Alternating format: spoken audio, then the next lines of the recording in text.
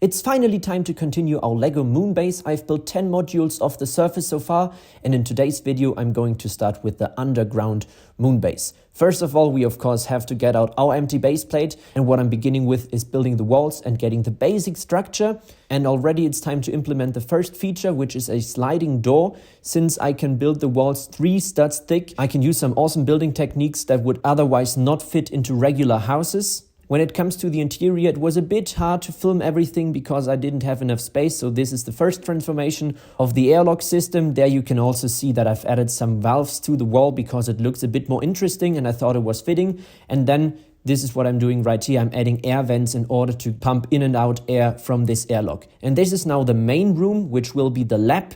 I'm of course once again covering up all the studs and only have a few remaining in order to place minifigures, add some details, and this is also what I'm doing right now, add these small capsules in which scientists and astronauts are experimenting with planting food on the moon. And therefore, this is the idea of this underground base, that there are these biotopes in which different circumstances for planting plants are experimented with.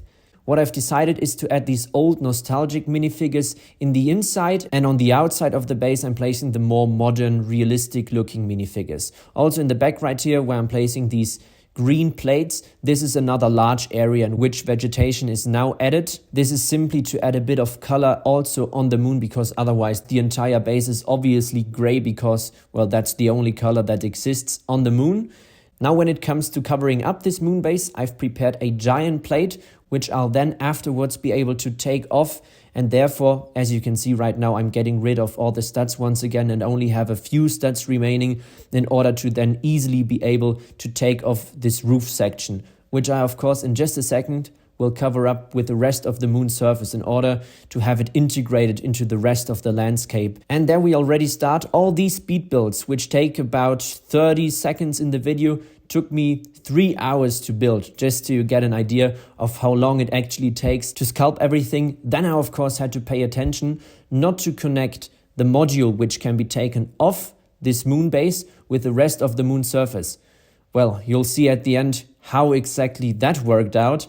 But judging from my reaction, you'll probably already guess that it didn't really work out in the end. When it comes to the entrance into the moon base, I've mentioned earlier that I want to have this airlock system, and therefore I of course have to add a second door. Otherwise the entire thing wouldn't really work and we would just pump out air onto the moon surface. I've once again for this purpose used the exact same sliding mechanism, which is simply awesome in this case. And without these guiding bricks on the side, you can see the entire thing is still a bit too unstable, but in the end I simply have to place 2 bricks on each side of the sliding door, and now it works perfectly fine and is probably the easiest but still best solution in order to have this airlock system going on.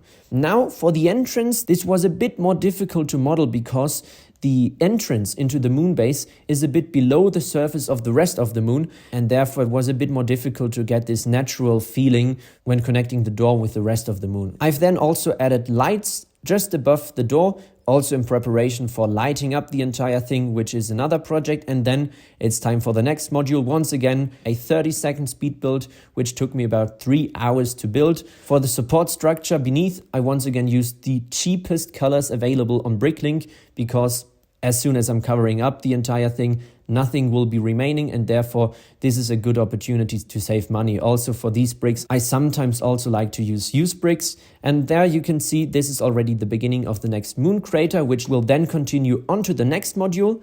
I now was experimenting with a few things I might add on the surface. For example, this pot right here, which was an idea of maybe adding these glass capsules with vegetation inside also outside on the moon surface, but I'm not too sure about that. My idea was to maybe add a bit of contrast in between the gray surface, and then, but I'll leave this for sure, I've also built a small satellite dish, might even build a larger one at some point. Now you might remember 2 minutes ago I was covering up this section above the moon base and was talking about not connecting the part you can take off with the rest of the surface. Well, as you might have guessed, it obviously didn't work out. I've just repaired and improved this area above the moon base. Now you can simply take out a whole chunk of the moon surface and then you can see the interior of the moon base. Let's start with a small room in the corner I haven't shown you yet. It is a water storage in order to first of all water all the plants, which is of course necessary in order to have all the experiments going on. And then of course for the astronauts and scientists, water is necessary, and therefore I thought this is the best use of this space because it was easiest to have this rectangular shape of the moon cut out, which is right here. And then I decided to extend the moon base into that corner. And although nobody can enter that room right there, it is perfect as a water storage. These small capsules right here can of course also be opened in order to now exchange the vegetation and have different experiments going on with maybe air humidity, air pressure, temperature, and so on to find out the perfect conditions to grow plants on the moon. Now we have another problem. If we take a look inside the base from this perspective, I honestly love this view. And now let me take back this chunk of the moon and place it on here. And now let's take a look inside. Do you see that? You can't really see what's going on in the back of the base, and therefore I will need to add lighting inside. When it comes to the layout of the moon base, there's one main aspect I had to consider. There's no atmosphere on the moon, and therefore I had to develop a sort of airlock system, which is this gate right here. First of all, astronauts enter through this door right here. Now this red guy, for example, is one who's currently entering this lab right here. Now if he enters, of course this door has to be closed once again. Now these systems, all these giant vents I've added, come into play because they now pump air into this gate. And now as soon as air pressure is high enough in this airlock system, then this door right here opens. Let me get that open. There we go. And now the astronaut can enter the lab itself. And afterwards, once again, of course, this door closes. So it wouldn't work to only have one door. We need two in order to have this whole airlock system going on. And now I almost forgot to tell you this part. If we now once again take off this part of the moon base, you can see I left a 2 stud wide row of bricks. And there's actually a reason for that. It would have been easier, of course, to simply integrate that section into the part you can take off. But now I have to place that once again back on.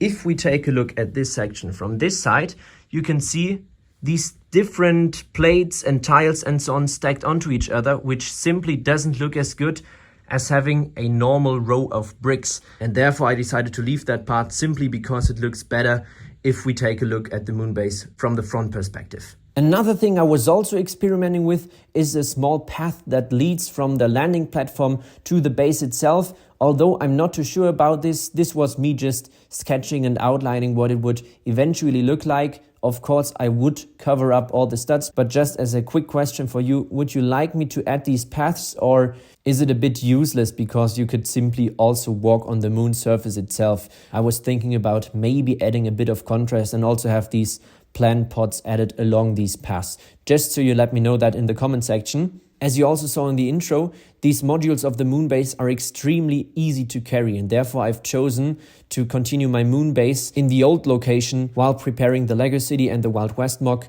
to already get that over into the new location, because the easiest thing to transport by far will be the moon base, simply because the modules are so solid. This is also the reason why it takes me a bit longer at the moment to produce these videos, because I'm in the process of moving, but within the next few months I should be able to come back to my weekly upload schedule. Just so you know, give me a bit more time to get these videos out. And with that being said, thank you so much for watching, and I'll see you again in the next one.